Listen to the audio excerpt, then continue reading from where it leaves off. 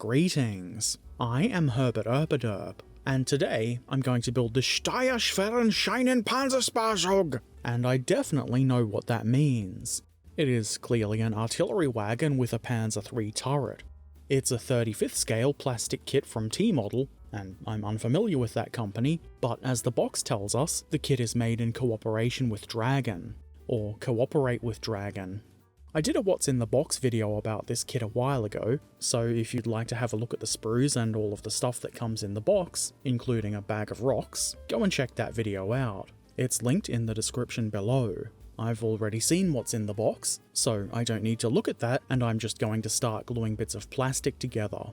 It makes sense that a kit like this would include some rails, and these did require a little bit of assembly, though they are very simple. The rails just slide into the holdy bits moulded into the sleepers. The fit is good and firm, which is, well, it's good, but it does mean that you might need to apply more force the further on the rail goes. You can see there are kind of bars that join each sleeper together, and obviously this makes assembly very easy. It also makes it a little bit harder, in a way, when it comes to joining two sections of track together. The solution here is obviously just to clip off some of those bits of plastic, or you could turn them around the other way so that they don't interfere with each other. I'm sure there's somebody out there who's saying something like, "Real railways don't have those, you should cut them all off." And you could cut them off, but once you've put the ballast on, you won't see them, so I don't see much point in doing that. Connecting the two lengths of track together is quite easy. They're held together with these fish plates, and I don't know why they're called fish plates, but that's what they are. When it's finished, the model will actually fit on a single section of this track, so you don't really need to join two of them together. I did because why not? I did get 4 track sections total in my box, so I might just end up building another single section of track to make a more compact display for this when it's time to paint. Let's get to the main feature of the kit. I thought the tracks were the main feature. No, you didn't. I start with some sub-assemblies. First, buffers. These are simple enough. The buffer goes into the mounting thing like so. There are 2 different kinds of buffers in this kit, for a total of 4. The only difference between the two is that the face has a slightly different profile. I'm not sure why that is, maybe it has something to do with cornering or something. Whatever the case may be, the buffers are easy to put together, as is the coupling hook. It just goes into its mount like so. Obviously you should avoid putting it in upside down, but it's pretty simple. Then we have these things. I believe they might be exhaust pipes. I'm not an expert on these things, or any things, but I believe they were self-propelled. The assembly is comprised of 2 parts that go together nice and easily, like so. I set those aside to bond, and turn my attention to the hull, where I add some little doodads into these vents. Are they vents? Whatever these are, there doesn't seem to be anything to guide them, so I'm not sure I got them in exactly the right place, but they look close enough to me. Then, I put together this little pocket thing. I don't know what it is, other than small, which makes it kind of fiddly. The instructions want the whole thing put together at once, but I thought it would be a bit easier to glue 2 parts of it together, glue that onto the hull, in the appropriate location of course, and then glue the 3rd part on. I did have to do a little bit of nudging, but I feel like this was the better way to do it. I follow that by installing those 2 exhaust pipe things I put together a moment ago. There's some little outlines that show you where these should go. Again, a little nudging was needed, but putting these on is not at all difficult.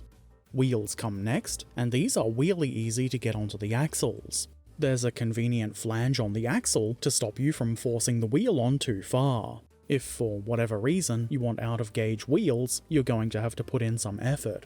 To hold the wheels in place, there's a frame we need to put together. I figured it was a smart idea to glue 2 90-degree segments together first, let them bond, and then glue those in together to make the whole frame. And that's not necessarily a bad way to do it, and it is slightly easier than trying to assemble the entire frame with the wheels sandwiched in it. What I didn't realise was that it would be more or less impossible to install the wheels with the frame already in place. Fortunately, the glue hadn't completely bonded, so I was able to undo my mistake. I got the wheels into place, re-glued the frame parts, and then put the other half of the frame on. It's not the most difficult assembly ever, and I would imagine it's even easier if you don't make a mistake. Next, I add this little step.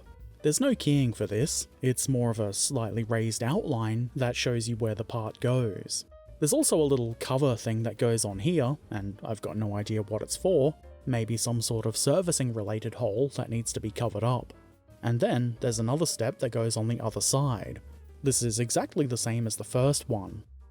This here is the roof panel. It's already got a few holes in it, but we do need to drill a few more.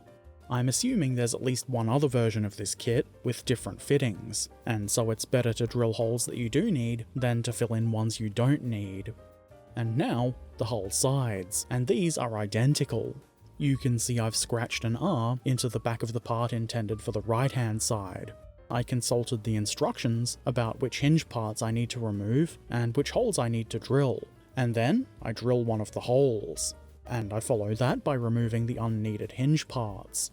It made sense to me to remove the bulk of these with my clippers, and then get the rest with my knife. You could sand this if you wanted, but I found just using the knife to be enough. And then I drill the holes for the side machine gun port.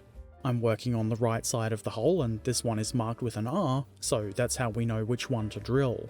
Then I cut out the actual gun hole itself, and I did this pretty roughly, which is perfectly fine. There's going to be a plate over this, so there's no reason to spend too much time on it. At this point, if you wanted to, you could also open the holes for the vision devices, which have the hinge parts above them. You should also, at this time, drill out the holes above the vision port areas, but I neglected to do this out of negligence. I did remember to drill out the series of holes on the hole's left side for what I'm assuming to be air intake covers, so at least I don't have to do that later. I move on and start gluing the upper hull plates together. There's a bit of keying at the end of the roof part, so you can get things lined up horizontally quite easily. I did find it a bit trickier to get the correct angle for the end plate. Fortunately, we can just use the side part as a guide. But why just use it as a guide when we could glue it into place? Surely that's going to be the best way to have things stay together at the correct angle. It's not difficult to do this, though making mistakes does introduce unnecessary difficulty, and I did make a mistake. I had the side part on the wrong side. Fortunately, I noticed quickly enough and pulled it off, and then I glued the correct side part on. It's not too difficult to get the whole side parts on, though the parts don't have especially strong bits of keying, but they do have some gentle guides, I guess you would say, and it's pretty simple to get the correct angles. I assume it's the front plate, into place last, and we've got the main upper hull bits together, though obviously it is going to need one or two more things added to it, like the coupling hook. It goes into place here nice and easily. It doesn't come with the link portion of the coupling, but maybe that gets stowed somewhere on board when not in use. I have no idea. Buffers come next, and as you can see, there's a slight line down the middle of where they mount, which functions as keying. There should be one of each type of buffer per end, so make sure you don't mix them up. Otherwise, I don't know, you'll have mismatched buffers.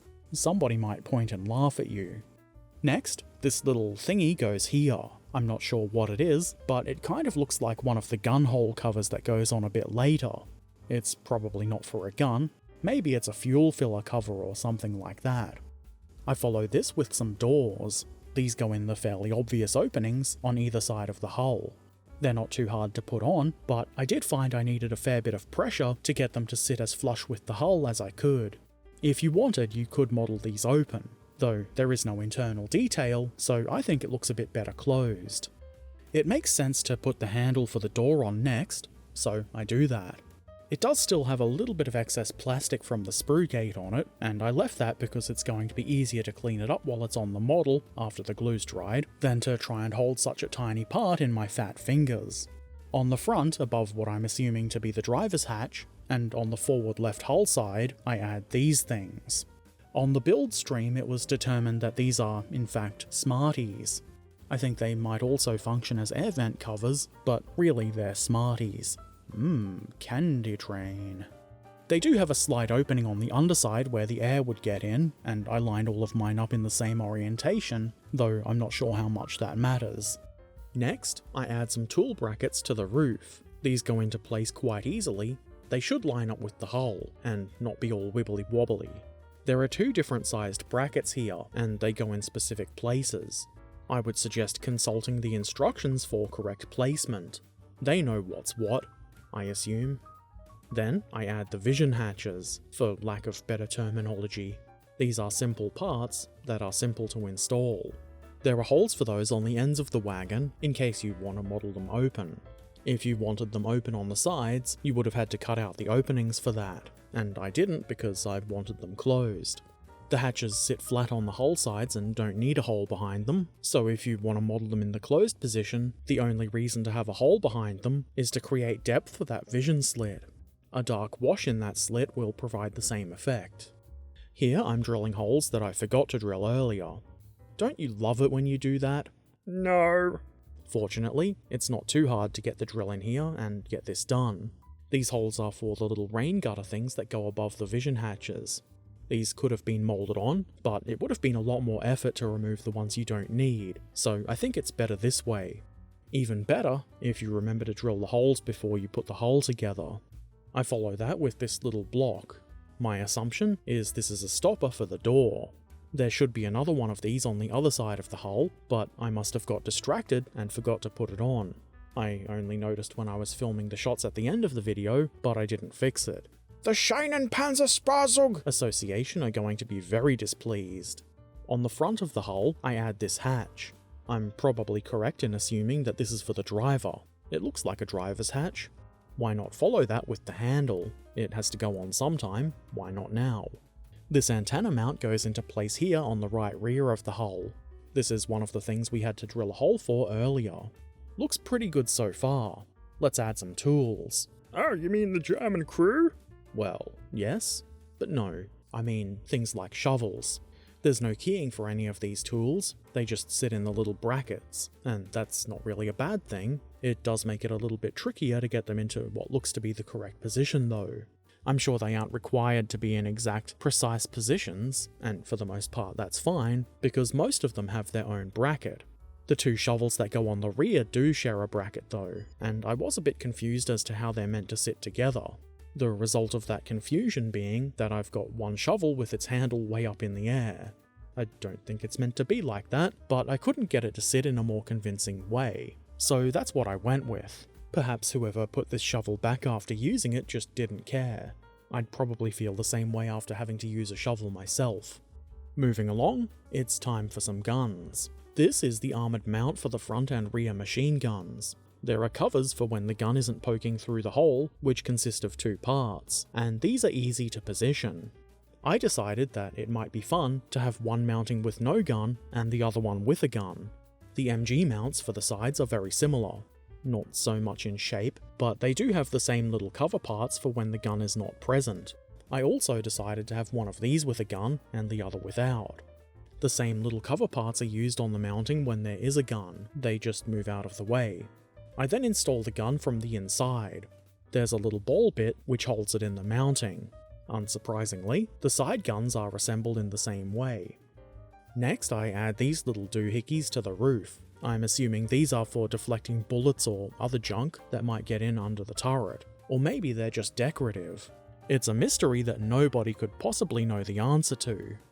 Next, I add the gunless gun mounts, and this is quite easy, though I did have to add a little bit of pressure to get them all the way into place. The mounts with the guns go on in the same way. The only real difference is that it's a bit harder to press down on them with the gun in place. I do like that you get the option to have the guns in place or not. The hull is just about complete, but we do have one fairly important step left: gluing it together. This isn't too hard, and there is keying and such, which helps get things around the right way and lined up nice and neat. This is a fairly large model though, so you might like to add glue and pressure in sections to make sure that it all fits together with as few gaps as possible. It is kind of hard to apply pressure to the entire thing all at once. Now, the time for turret is upon us.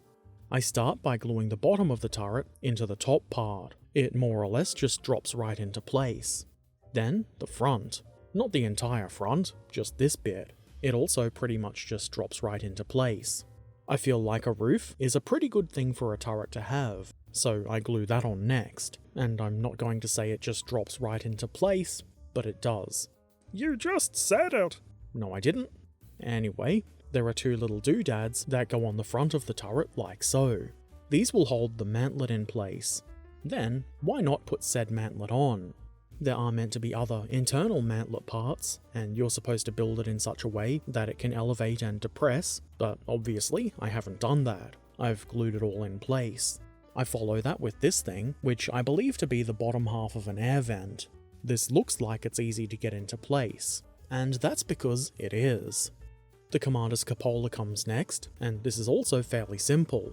I don't know how well you can see it, but there's a bit of keying on the lower section to make sure you put it on nice and straight. The top part, which is also keyed, goes on top of that. Oh, really? It lines up nice and neat, but I did find I needed to apply a little bit more pressure than I normally would to get this together. The hatch parts then go on like so. The left one should go on first, because the right one has a kind of lip that goes over the top of the left one. These could, of course, be modelled open if you would prefer, but there isn't a commander figure or an interior, and because of that, I think it'll look better closed. I then add the top of that air vent thing that I installed a moment ago. The turret side doors come next. I'm pretty sure I put these on the right way, though there was a bit of confusion. Herbert getting confused? Color me surprised? Ha ha ha.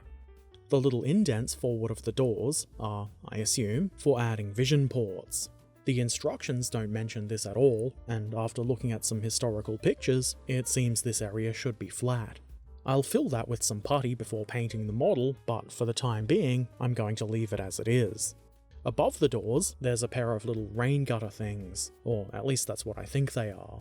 They go into place easily without a fight. On the rear of the turret, in some very faint raised circular guides, I add these nubbins. I'm not sure, but I think maybe they're mounts for the stowage bins that Panzer III turrets often have. This model doesn't have a stowage bin, and I guess it doesn't make as much sense on a train. Whatever they are, they're not difficult to position. Lifting hook things come next. Are you sure they're lifting hooks? Not entirely, but they might be. Either way, there are 4 of them, but the 2 at the turret rear are different to the ones on the sides. A little bit of eyeballing was necessary because there wasn't any keying, but it's not too tricky. Then I add these, I assume, door stops. I'm not sure what else they could be. Like with a lot of the other parts, there's no keying for these, only a very slightly raised rectangular shape to guide where these should go. It is a little bit trickier than if there was keying, but it works well enough. Some hand railings above the side hatches will probably be quite helpful for ingress and egress, so I add those. And then I turn my attention to the front of the turret. The outer mantlet part is glued onto the inner part, and there's some keying here, which I'm thankful for. It made getting things lined up nice and simple. On the left side of the mantlet I add this thing, which I'm assuming is where something has been plated over, though obviously I don't know. I'm no Panzer III turretologist. The 2 halves of this lower section of the main gun housing go together nice and easily, and I waste no time in sticking that to the front of the mantlet. And then, in a shocking turn of events, I glue I don't know what to call this part of the gun, the mantlet or other part of the gun housing. Whatever it's called, it goes on here. Simple. And the rest of the gun goes into the end of that. I do remember when I did the What's in the Box video that I was a little bit concerned that we might have a 2-part gun barrel, but thankfully that wasn't the case. I follow that with the coaxial machine gun. This is also very easy to install. I don't know if this has a casing around it or something, but it's much thicker than the machine gun barrels on the hull, so I don't know, but I'm assuming there's a casing around it. Anyway, that's the turret done, so the final step is to use the locking tab mechanism to join the turret to the hull. And with that, the Steuerschweren Panzersportzug in 35th scale from T-model is now completed, and I'm really happy with it. It's such an odd looking vehicle that I had to buy it as soon as I saw it. If you've been around my channel for a while, you'll know that I do rather like my unusual and weird vehicles. It is definitely a unique and interesting subject for a model, and a nice change from modelling tanks, kind of. It is still pretty much a tank. Some of the parts were slightly fiddly, but I wouldn't say that there was anything overly difficult about this build, and it was a lot of fun. The parts pretty much all go together as they should, and I didn't need to make any modifications or anything like that.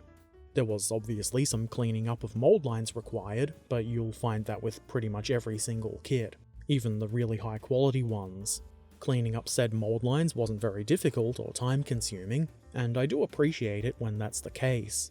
I obviously don't know a whole lot about the Steierschweren Panzersparzug, but I do think this is a fairly convincingly detailed representation of one. Is it perfect? I don't know. Probably not. It does look pretty good though, so unless you're a rivet counter, it's probably accurate enough. There are a couple of bits that I think might need some putty work. Those indentations on the sides of the turret certainly do, but other than that, I don't think the model really needs any extra work and is pretty much ready for paint. And I will be painting it soon. If you're expecting to see it painted next week, you're going to be disappointed, but it is pretty high on the list. Mostly because it's so interesting and unusual, so it'll be painted sometime before 2050. That's my promise to you. That's over 25 years away, Herbert, damn it! That means it's really easy to keep that promise. Anyway, at this point I think I might be waffling. So I think this is a good kit, I had a lot of fun with it, and I would recommend it. 3 thumbs up. If you have any questions or comments, feel free to put them in the comment section below. If you'd like to watch me build kits like this one live on stream, head on over to my Twitch channel. The link is in the description below. That's what all the cool kids are watching, Herbert gluing bits of plastic together. Subscribe here on YouTube if you haven't done so already, and if you want to help a Herbert do Herbert things, like building kits and not starving, consider becoming a patron. It really whips the llama's ass. Or was that Winamp? I forget. You can find links to Patreon and all of my other things like Discord and social media in the description below. Take care of yourselves, be excellent to each other, and thanks for watching. Farewell.